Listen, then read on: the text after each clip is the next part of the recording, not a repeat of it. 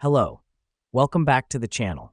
Today, we're diving right into how to use Notion to track your plant care, a guide for 2025 and beyond. First up, we're going to create a new page in Notion.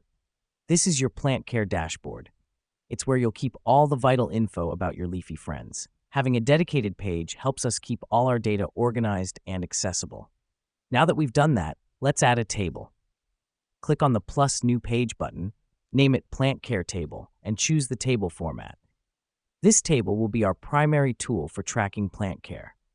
Each row will represent a different plant, and columns will contain data like watering schedules, health status, and even photos. Next up, we're going to populate our table.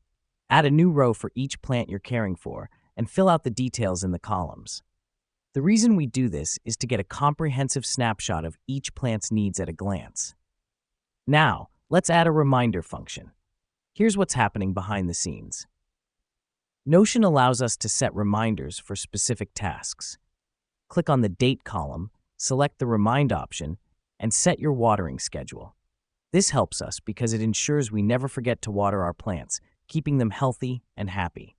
And finally, make use of Notion's Notes and Files column to keep a running diary of each plant's progress.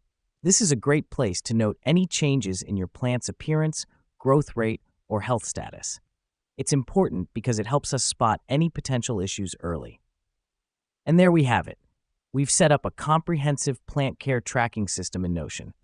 With this system, you're equipped to provide the best care to your plants, ensuring they thrive in 2025 and beyond. Thanks for joining us today, and keep those thumbs green.